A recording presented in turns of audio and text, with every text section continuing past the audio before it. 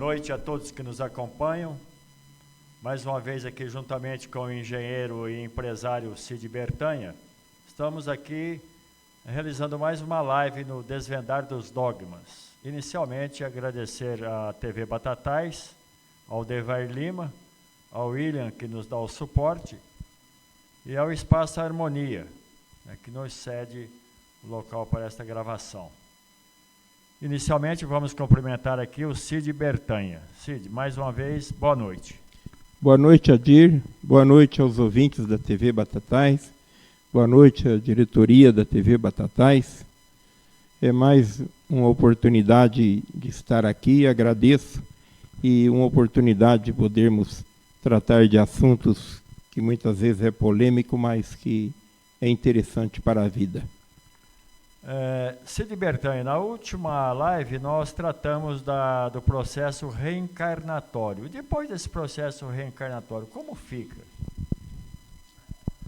Conforme nós falamos lá aqui na casa 1, começa realmente a atividade do desenvolvimento do ser material, né? A formação do corpo terreno, Adir. E este processo vai se evoluindo até o 4º mês de gravidez, né? De gravidez física mesmo, material. E nesse 4º mês de gravidez, o corpo já tem uma circulação sanguínea suficiente, né? Já pulsa o sangue neste corpo, de tal natureza que se forma já um campo magnético à altura de fixar o espírito. Aí o espírito realmente, né, o ser, né, o hóspede da mãe, este ser que está vindo para nascer, ele assume já o corpo, né? E daí em diante a mãe vai ter uma vida 2 ali. Até muitas vezes o comportamento da mãe se altera, né? A parte sentimental, emocional, psíquica da mãe denota claramente a presença de uma convivência a 2, num ambiente muito estreito. Quando se percebe que a vida, depois de algum tempo de gestação, como é isso? Sim, no 4º mês de gravidez, precisamente ali no 4º mês de gravidez, acontece o processo reencarnatório mesmo, como eu te disse, através do campo magnético do sangue, que já está circulando normal neste corpo em desenvolvimento, ele já fixa o espírito ao corpo. Já é uma posse, já é um habitante terreno, você entendeu? Ele só não está fora da mãe, mas ele ainda está embutido, mas ele já tem vida própria. E como fica o pai e a mãe em relação ao filho? É muito importante. O feromônio do pai e da mãe é o que conduz o desenvolvimento do ser, né?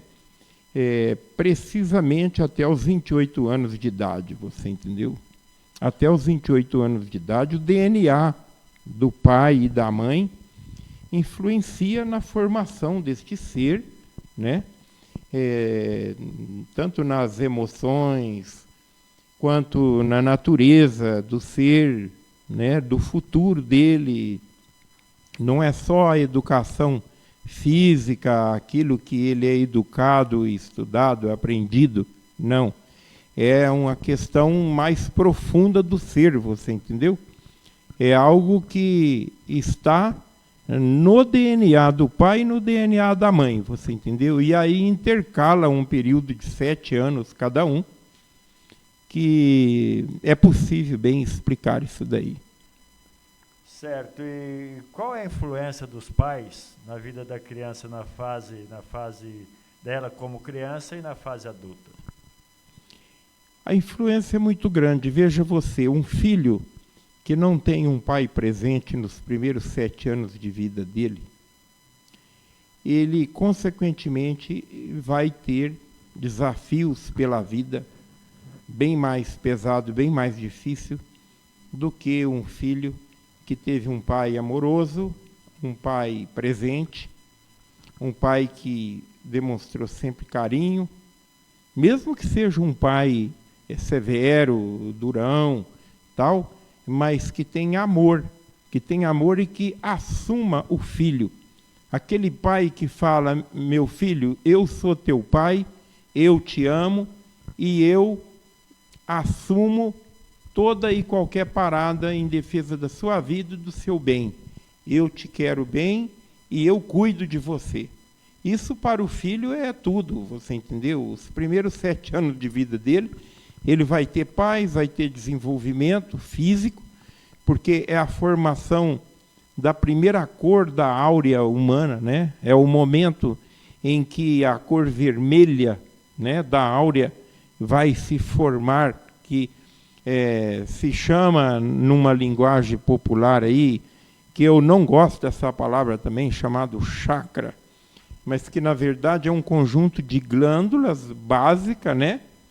No baixo ventre aqui, as primeiras glândulas da parte inferior, glândulas do final da coluna vertebral, glândulas que está na bacia, na parte inferior do tronco aqui, né, que especta essa cor vermelha da áurea humana, você entendeu? E esta cor vermelha é a gástrica.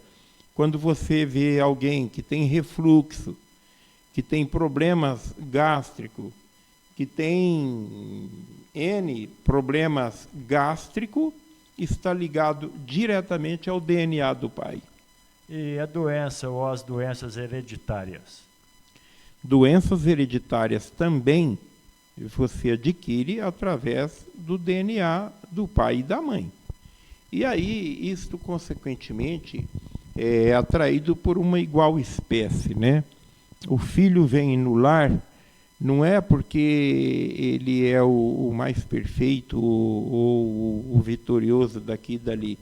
É porque ele tem haveres ali para pagar ou receber, ou vivenciar, acertar, reconciliar.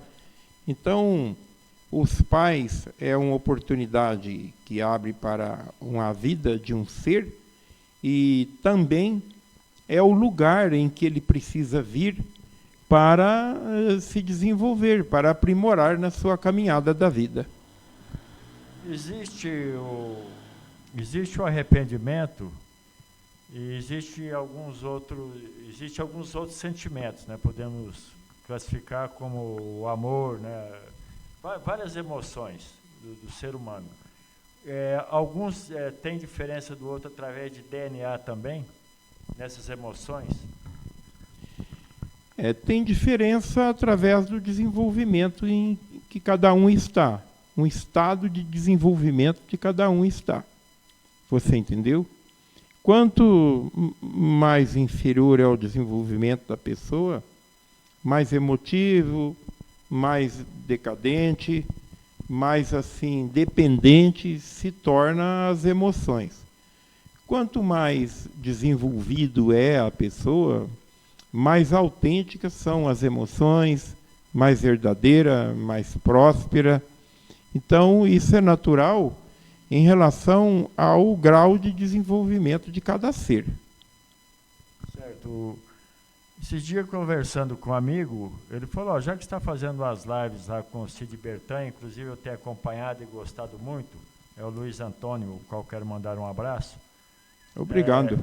Ele falou, pergunta para ele, já que é o nome da live, né, o programa é o Desvendar dos Dogmas, pergunta para ele sobre a assombração. E estamos na época da quaresma, portanto, é um misticismo, isso daí é real, é verdadeiro, ou então, como é a assombração, Sr. Bertani? Muito bem. Nós, seres humanos, temos o pensamento. E o pensamento, ele se forma na matéria fina. E, então, o que acontece? Lá, o seu pensamento dá forma, ele dá forma ideal ao seu pensamento. E essas formas, conforme muitos pensam, muitos imaginam, vai formando como uma nuvem, uma aglomeração de uma imagem, entendeu? Daquela imagem que você formou, daquele assombração, ou daquele ladrão, ou daquele demônio, ou daquela imagem, aquela imagem, seja ela uma imagem, muitas vezes até de adoração, entendeu? Muitas imagens de santo que se veem por aí, né, que as pessoas falam, eu estou vendo. Você está vendo as suas formas de pensamento intuitivo. Isso daí é muito interessante. Na antiga China, da época daquele manto amarelo, né, aquele monge chamado Lao Tse, ele vivenciou a gravidade que aquele povo vivia. Eles tinham desenvolvido tanto essa questão de cisma, né, de cismar, de medo, de horror, de terror, que eles formavam demônios. E esses demônios eram vistos nas praças, no meio da população, e a população se apavorava com aquilo e disparava em corridas, aonde pessoas eram atropeladas, eram massacradas, gente passava por cima de gente, morria pessoas, entendeu? E aí o Lao Tse, olhando todos esses horrores, aquela loucura, né? As pessoas construíam casas sempre 2 andares. Eles moravam no térreo embaixo e os demônios moravam em cima, no primeiro andar. E isto ele observava, porque ele era um estudioso, um espiritualista, e ele via que aquilo era fruto da imaginação das pessoas. E aí um dia ele ensinou, mostrou, ele também estava vendo o demônio, né? Que as pessoas estavam apavoradas. Lá ele. Aí ele falou, fixa os olhos nele, olha firme, sem medo, que ele vai desaparecer na sua frente, você não vai ver mais nada. Entendeu? Então, assombração, né, toda essa coisa mística que se tem, esse folclore que se tem aí, é realmente fruto de imaginação das pessoas. São formas de pensamento intuitivo.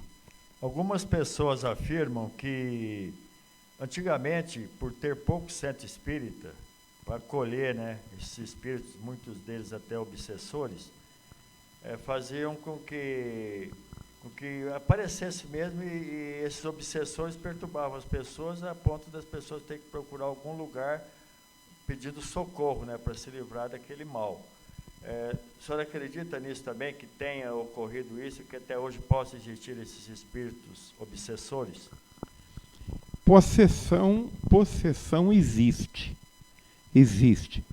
As pessoas, quando não têm uma boa irradiação sanguínea, quando o espírito da pessoa, e eu estava falando sobre o feto, que no 4º mês o sangue circula e há fixação do espírito. Tem pessoas meio adoentadas, que não têm uma saúde perfeita, aonde o sangue que circula neste corpo não produz um campo magnético de tal natureza que possa fixar bem o espírito que habita neste corpo, então esse espírito fica meio que descolado da irradiação sanguínea. E aí o intruso vem, né? Essa alma penada que está aqui ainda na matéria, ela vem e toma conta desse corpo temporariamente, você entendeu? Porque ela está ávida para fazer algum tipo de estripulia aqui, você entendeu? Mas uma pessoa saudável, ela não tem nada disso. E também tem outra coisa, nós estávamos falando em formas de pensamento intuitivo. A maior parte das possessões que existe não é possessão. é formas de pensamento intuitivo que a pessoa está imbuída, ela está tão envolvida nisso que ela não consegue se livrar das suas próprias imaginações. A mente, então, é capaz de produzir imagem. A mente produz imagem. Se você mesmo, qualquer um de nós somos capazes de dar forma, de plasmar os nossos pensamentos. Então, o senhor acredita que, no caso, a assombração, respondendo à pergunta do Luiz Antônio, nada mais é do que fruto do imaginário? É fruto da própria imaginação. São formas de pensamento intuitivo que muitas vezes é a própria pessoa que gera. Ele gera esta imagem, esta assombração. Mas assombração não existe. Quando criança, me lembro muito bem que os adultos costumavam amedrontar as crianças contando aquelas histórias fantásticas, né? Aquelas histórias que, se à noite você cobria a cabeça de medo, ou então andava pela rua olhando para trás de medo também. Então era um negócio terrível. É verdade. Até hoje eu tenho na memória aquelas pessoas que eu até procuro esquecer, tirar da memória. Sim. O cara judiou demais de mim quando eu era criança, né? E será que... Quem criou isso daí, né? Quem criou isso daí para alguém, será que viu? Porque tem muita coisa, existe, né? Como o senhor disse aí, no folclore, né? Próprias figuras folclóricas, né? Sim. E aparece aí. Mas será que não existe outras coisas extra, sobrenatural, vamos dizer assim? Não, a obra de Deus não tem nada de anormal. Igual é na Terra, em todo mundo, ser humano aqui na Terra, ou em Vênus, ou em outros planetas fora da galáxia solar, né? E em outros universos, são seres humanos igual a nós mesmos. Nós mesmos, em outras vidas, já pudemos ter vivido em outro planeta, você entendeu?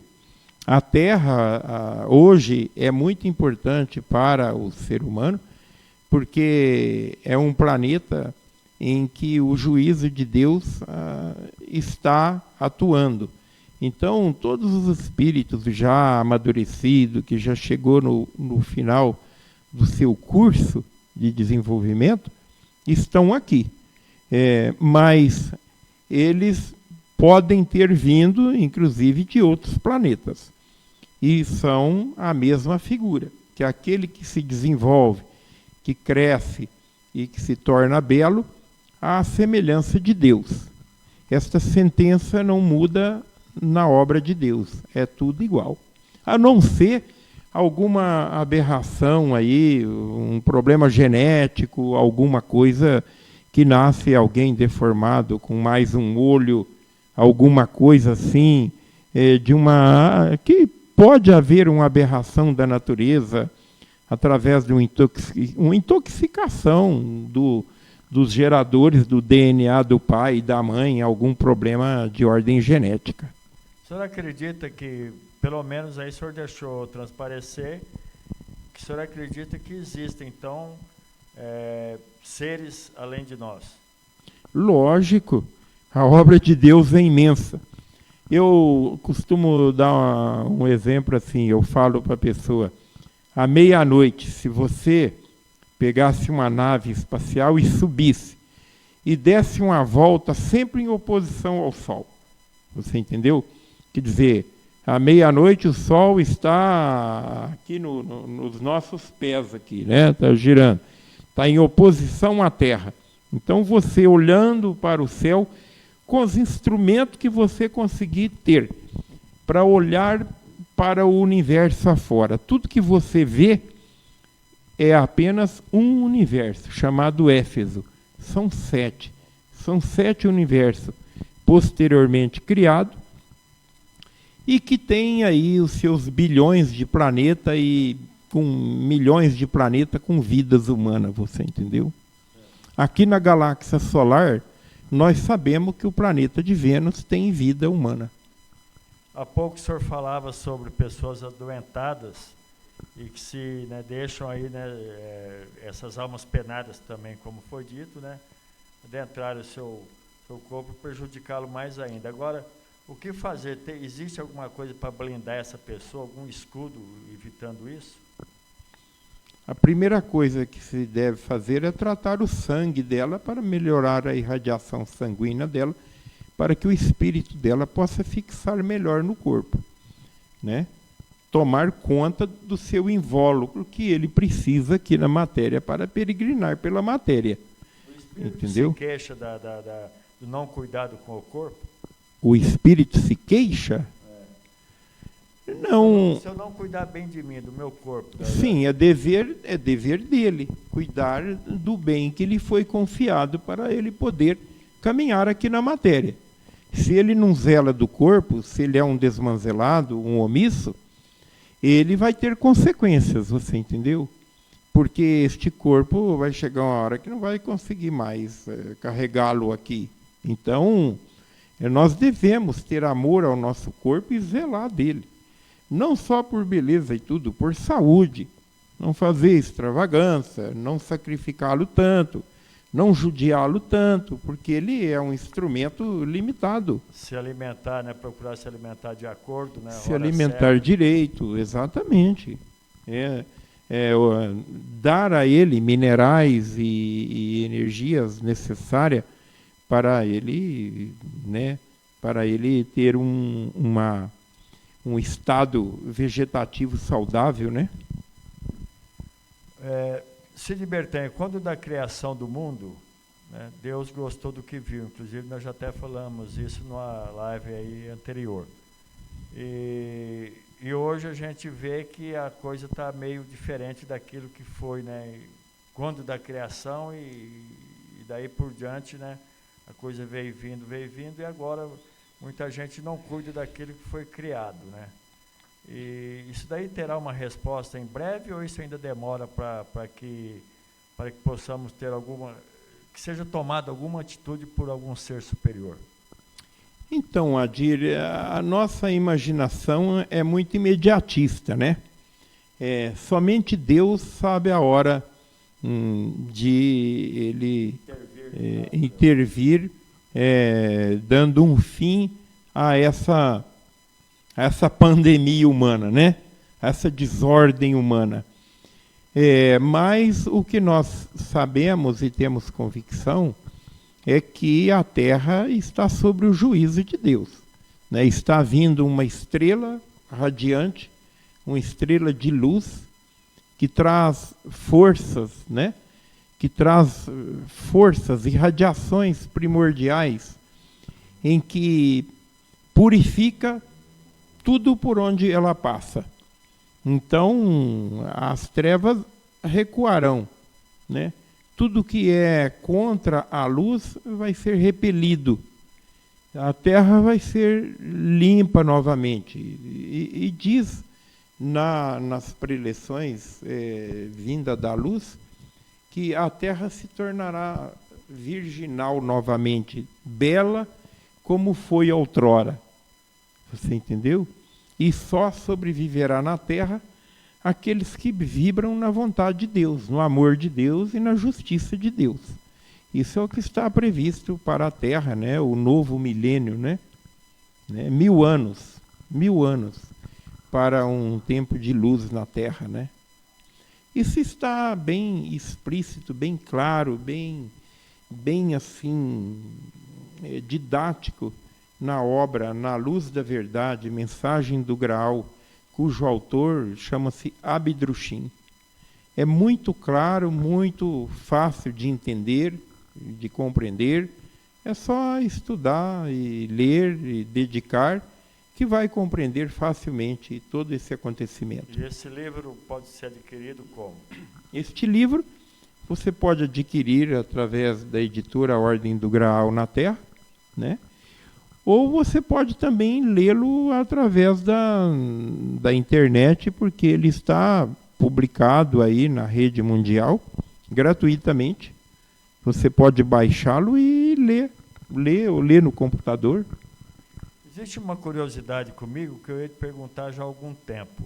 Aquela música do cantor, compositor, escritor, poeta, Chico Buarque de Holanda, que fala, Pai, afaste de mim esse cálice, tem alguma coisa a ver com o cálice do Graal? Não, nada a ver. Nada a ver. Nada a ver. Para tirar da dúvida. Ah, muito bem.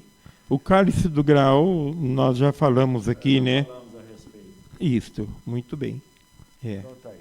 Bom, estamos chegando ao final de mais uma live, né? Com o título de O Desvendar dos Dogmas. Aproveitando o conhecimento e a sabedoria do engenheiro e empresário Cid Bertanha, que também é alquimista, né? E, por que não dizer, inventor, né, de projetos, desenvolve projetos também para o setor agrícola. E aí está sempre disposto a nos ensinar a desvendar os dogmas. E hoje, mais uma vez, ficamos felizes com o que foi falado e agradecemos mais uma vez ao Devair Lima, à TV Batatais, ao William, que nos deu o suporte, e ao Cid Bertanha, que agora também faz a sua despedida.